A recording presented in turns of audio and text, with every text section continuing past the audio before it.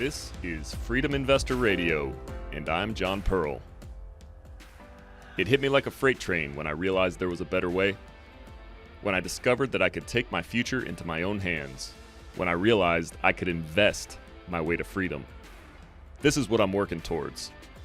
In each episode of Freedom Investor Radio, we will explore the tactics and strategies used by the top real estate investors and entrepreneurs in the nation.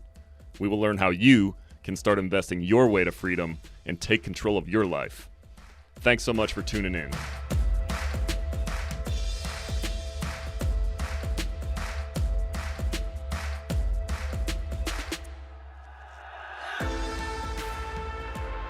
What's going on, everybody? Welcome back to another episode of Freedom Investor Radio. I'm your host, John Pearl. Today, I am joined by Stephanie Riley.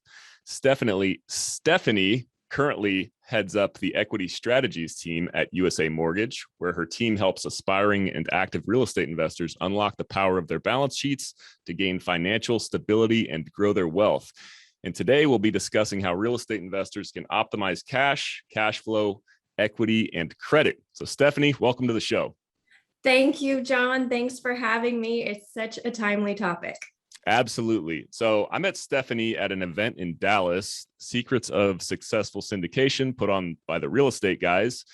And when I heard her up on stage, it just had a light bulb moment. We're going to talk about some of the stuff she discussed there, unlocking equity in homes and how to utilize that equity to further increase your net worth, invest in other properties. So Stephanie, if you would just tell us a little bit about yourself and kind of how you got to where you are today and what you're doing now. Absolutely. Yeah.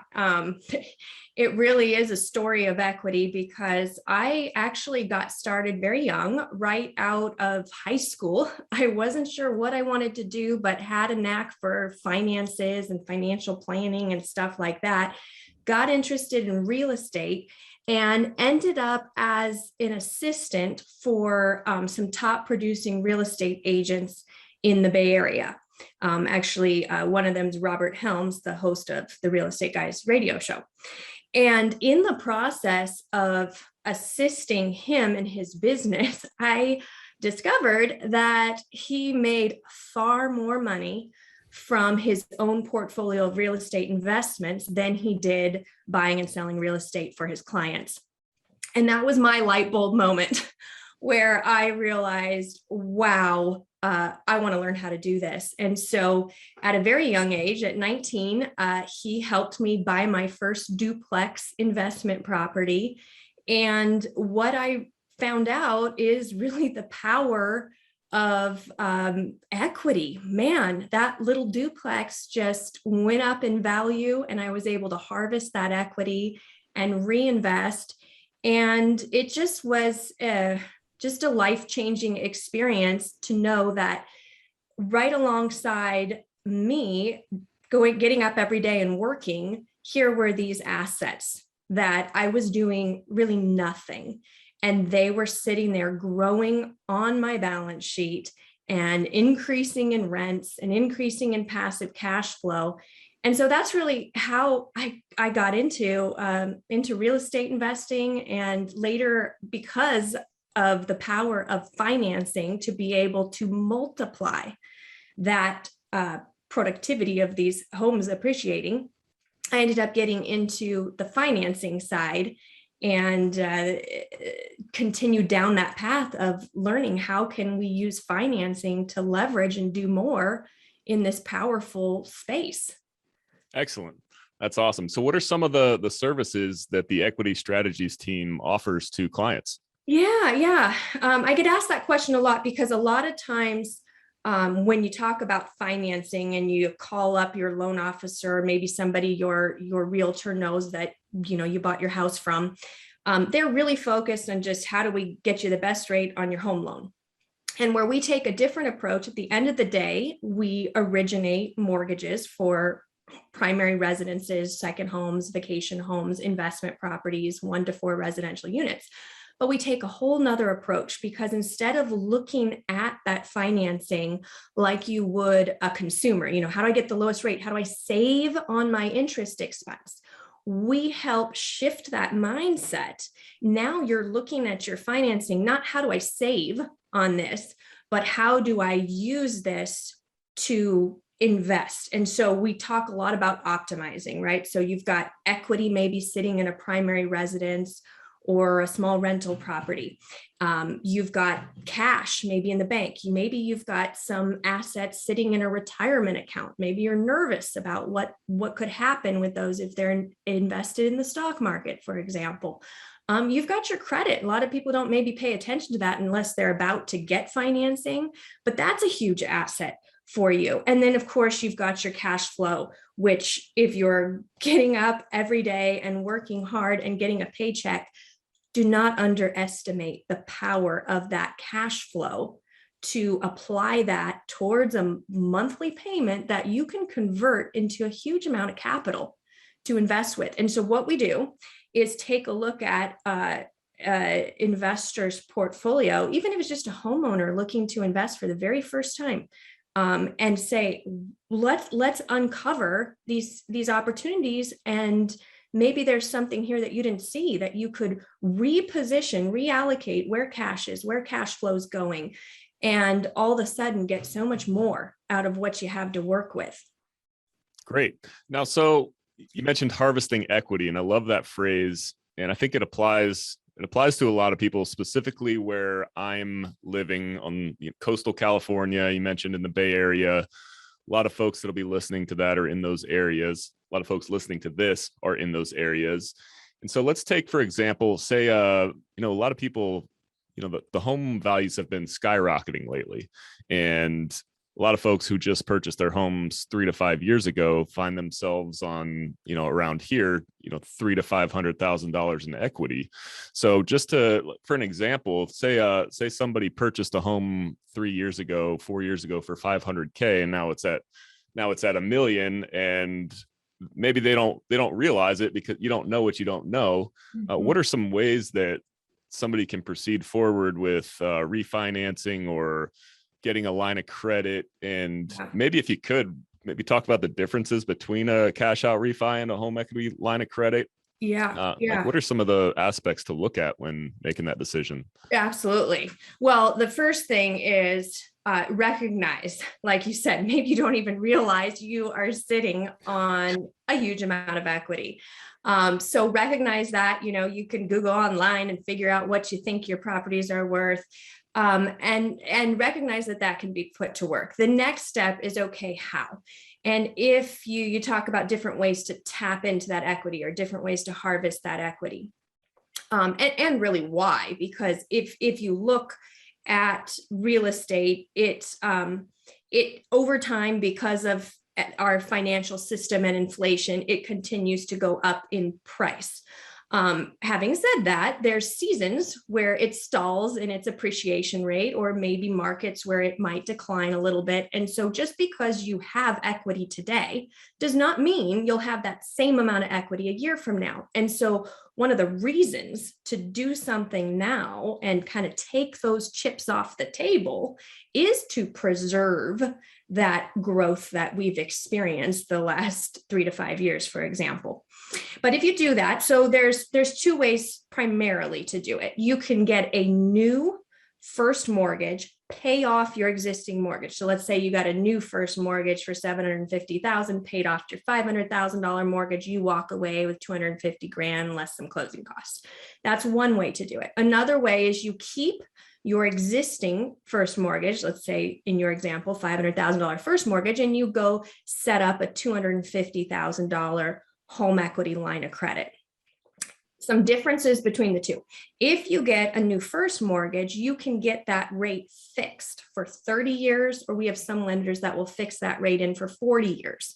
So you can get that rate fixed. Whereas with a line of credit, that line of credit would be adjustable. They're tied to prime plus a margin. That prime rate will adjust up as the Fed increases rates. And so you open yourself up to some interest rate exposure if you go the line of credit route. Coming back to the first mortgage, if you get a new first mortgage and a fixed rate, from day one, you're required to make a monthly payment that would fully amortize that over the term of 30 or 40 years. We do have some lenders that offer a 10-year interest only option. We can circle back and talk about that if you want. But in most cases, you're going to be required to make that payment. Whereas switching back to the line of credit scenario, if you were to get that line of credit, you only pay for the portion of the line of credit that you're using. Think like a credit card. You have whatever line available, you just pay for what you use, and you only pay the interest only for that portion you're using during what they call the draw period, maybe the first 5 to 10 years. And then after that phase, you would need to amortize it over the remaining term, which could be, let's say, the remaining 15, 20 years. So pros and cons to both of those situations. With the line of credit, something most people don't realize, and I've had clients who have been kind of blindsided by this, is the line of credit is viewed by the credit bureaus as a credit line, like a credit card. So that whole utilization rate hurting your FICO score if you use too much of a credit line really can impact you on a line of credit. So if you've got a home equity line of credit that's $250,000 and you're using $250,000 of that line, 100% utilization on a $250,000 line of credit, I've seen FICO scores drop 80, 100 points because of something like that. So just be aware when you're timing, when you use that with other financing. So if you're pulling a line to buy another property, for example, the timing of when you do that and when your mortgage professional pulls your credit report will be very important to impact the pricing on whatever you're purchasing. So there's some differences there. And when you look at which way is best, it really depends. A lot of people right now, you're talking about this $500,000 first, unless you've been really not engaged with what's going on in the industry, you've probably refinanced and you're maybe in the 2% on that $500,000 first mortgage. And so one of the things we can help you calculate is kind of that blended rate expense. Okay, so my first is locked at 2 point whatever. My line of credit might be a little bit higher. Maybe I'm going to be in the 4 or 5%.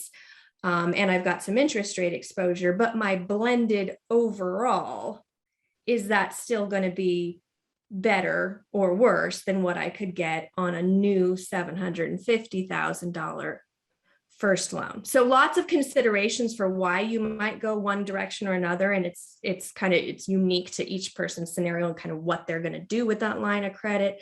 But either way, both are good ways to tap into the equity.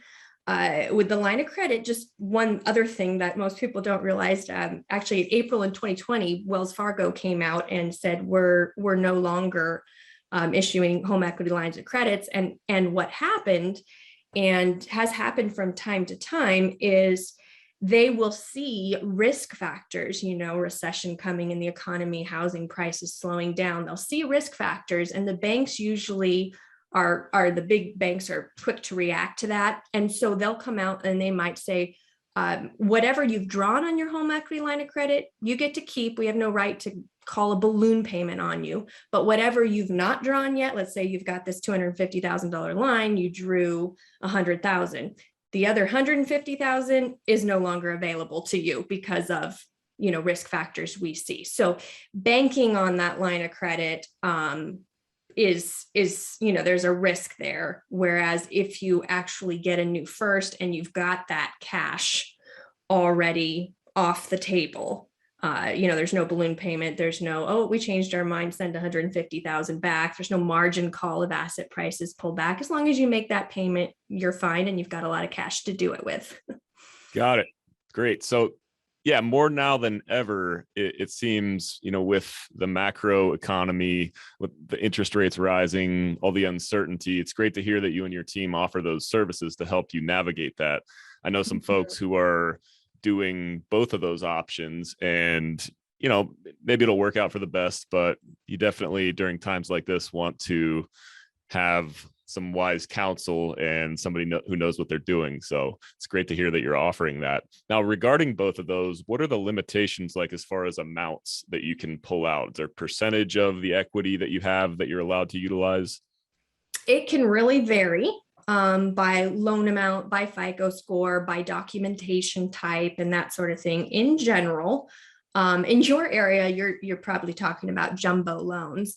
In other markets where the asset prices aren't so high and you're at conforming limits, you could get up to like an 80% loan to value on a first. In the jumbo market, there are some lenders that will let you get that high as well. And then when if you do something, so another hybrid approach, if harvesting the equity, is you replace the first with an 80% loan to value, let's say first mortgage, and then you come back later and get a line of credit for another 10 or 15%. So we've seen lenders that will go up to 95% combined loan to value on a line of credit. A lot of them cap around 500,000 as a max line. So that dollar amount can come into play. But when you shift from 90% combined loan to value to 95, there's a big jump in margin hit. So that's another thing we look at. We do a mortgage consultation with clients to kind of compare. Do you want the 30-year fixed, the 40-year fixed? Do you want a 10-year interest only option? Do you want to go to the max loan to value?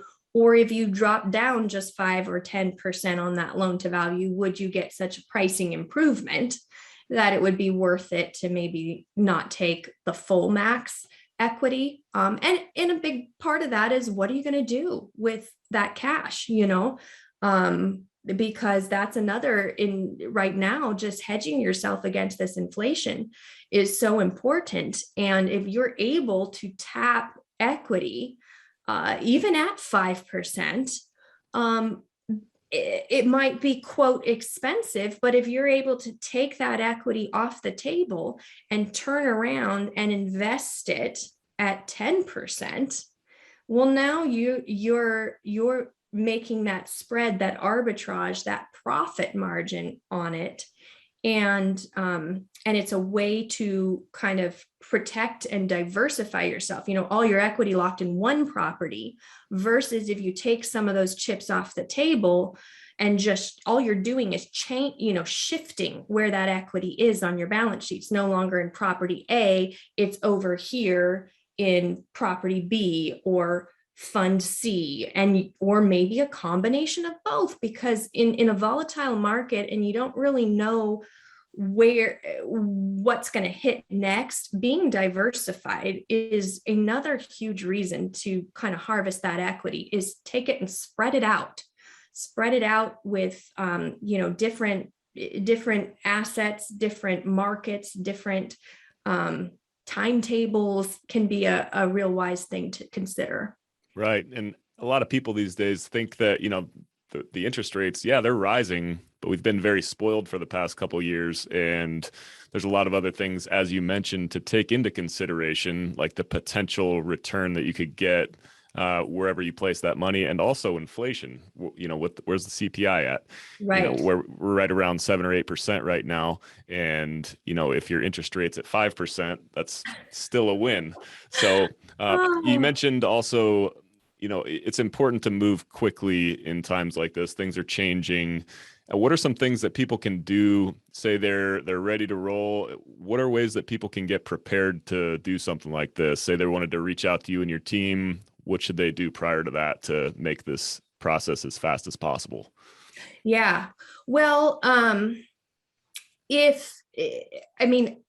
depends on how much you want to look at. So one of the prerequisites that we have for anyone that owns more than one property, prior to one of our strategy sessions, we have you complete a schedule of real estate owned and fill out for us what you think the property is worth, the unit mix, the rental income, the expenses, so that when we sit down with you, we're able to not spend all that time data gathering, but can really take a look at where things are at and help you determine, how leveraged do you want to be that's safe, where you're harvesting some of those golden eggs, if you will, but you're not consuming them. And so being prepared with that schedule of real estate owned, if you own more than one property, is really helpful. Another thing that I'll say is, it sounds so basic, but I will tell you, people miss it. Is your credit score is really important when it comes to pricing. And that's something where, as you anticipate getting financing, if you can paint a picture to the credit bureaus that you're using less and less and less and less credit card usage, that will drive that credit score up. And we also have the abilities to simulate, if we take a look at something and say, oh, you know what, if we boosted your score just 10 or 20 points, you'd save, a lot. Then we can simulate ways to do that, tell you to go do that, rescore. So we have ways to do that. That's something else to prepare. But other than that, I think a lot of the planning part of it is done in one of our strategy sessions. If we've got the data in front of us and you've got your mind around kind of what your goals are, and kind of what options, what resources you have. Because talked to someone the other day, and they're an amazing contractor. They know how to build. And so what they might decide to do would be different than someone else who didn't have maybe that skill set. Someone else might be better suited to connect with a professional who's got a team that has these skills to be able to force value to properties and things like that. So just assess your resources and have your long-term vision kind of in your mind. And then when we sit down and talk, that's kind of when the plan really comes together. Got it. So we discussed this a bit earlier, rising interest rates. What are your thoughts on some potential things to take into consideration with the interest rates going up, and what should people be thinking about? Yeah, there's so much, my goodness. Right off the bat, probably the most recent thing we're seeing is there are actually some people in adjustable rate mortgages right now that are coming up for adjustment in the next year or two. If that's you, I would highly recommend you look into, restarting that or fixing that in for a longer period of time. Another thing is just make sure, if you do pursue any kind of line of credit or adjustable rate mortgage, that you understand what your caps are so that you can project your worst case scenario if rates continue to rise. Some of the other ones that come up a lot is with inventory so tight, people are building and buyers are buying brand new homes. And so those homes are taking a while to be delivered because they're being constructed. And so taking a look at extended rate locks, you can lock not just for 30 days, but you might lock for 60, 90, 120 days as that project is getting built. So that's something else to consider. And then the other, as far as like interest rates, I don't think anybody knows where they're headed for sure. I think the wild card is always, and has been for a long time, is the Fed, because as they tick up interest rates, yes, the cost to the banks goes up, and so they pass that on. They're going to make their margin, and so your interest rates go up. But in the mortgage world, the investors that are buying these mortgages for that monthly yield of your cash flow and that interest return, if inflation is running at 8% and you're paying them on a mortgage 4%, they're losing money. And so what they want to pressure those yields or those mortgage rates up to get more in line with inflation. And so there's a lot of pressure on mortgage rates because of how hot inflation is running to rise. Having said that, as that happens, the Fed has in the past and may at some point step in to ease that upward pressure by being a purchaser in the bond market again themselves, or not running off their balance sheet as as much as they're saying they're going to. That could impact things. But my advice is be hedged for anything. And you can sleep well at night and you don't care. If rates go up, I'm fine. If rates go down, I'm fine. If house prices go up, great. If house prices goes down, fabulous, I'm going to buy. It really doesn't matter. If you have hedged your portfolio, you can win no matter what happens. And to me, that's the way to play it, because it's just too hard to time the market or predict what the Fed's going to do. Yeah, absolutely. It won't be the first time the interest rates have risen, and it probably won't be the last. So I love what you said there. Now, Stephanie, I have one more question. I ask all of my guests this. I'm kind of putting you on the spot. I didn't prepare you for this one, but to give you a little bit of background, I work at a nuclear power plant here on the Central Coast of California, and that power plant is closing down in 2025. And so my mission is to replace my W-2 income with passive income from real estate. So my question for you is, what's your one piece of advice, knowing what you know, that you would offer to folks in my position that are looking to escape the W-2 world and create a life where they have control through investing or entrepreneurship? I love it. Oh, do I have to stick to one? Well, as many as you want. Okay. Well, the top one that hits, because this scenario comes up a lot, is don't underestimate the power of that W-2. And while you have the job, you leverage that into as much cash out as you can get on your existing portfolio and as many conforming purchase loans as you can get on your acquisitions before you quit. And then know that you can still continue to borrow. There are, especially on rental properties, there's debt coverage ratio loans where you just qualify off the cash flow of the property. So you don't have to be concerned that you won't be able to continue, but you will get the best out of your portfolio by leveraging that W-2 first. So don't skip that step before you move on. And then the second one is team. Find a team that you trust, because when you're making any kind of change in life, transition in life, partnering up with others who have been there, done that on the direction you're headed and are bringing that expertise it magnifies what you're able to do. So begin now as you're preparing for that transition. And I know you are, John, making those connections and building your network, because all of that, it's kind of like floaties, if you will, to kind of float you to that next phase of life. So those team and people connections are so powerful. Yes, the team aspect is huge. That's why I'm getting out to all these events and meeting people who are 5-10 years down the road where I want to be. Yes. So Stephanie, I understand you have a report that kind of will help people better understand some of the things we've been talking about during this episode. Can you just give us a quick overview on that? Yeah. The report, it's about cashing out, harvesting equity. And the first part goes into some of the things we highlighted and a few more as far as the reasons why to consider cashing out right now. And then the rest of the report gives you some tips on what to do to get the most out of your cash out, best pricing, best leverage, stuff like that. So get you prepared to cash out should you, pursue doing something like that. Great. And where can folks find that if they want to get a copy of it? Super simple. You can email cash out at equitystrategiesteam.com, cash out at equitystrategiesteam.com. You can also visit our website at equitystrategiesteam.com. Excellent. And both of those will be linked in the show notes. So Stephanie, thank you so much for your time today. It's been a pleasure. Ladies and gentlemen, Stephanie Riley. Thank you, John. Thank you for listening to Freedom Investor Radio.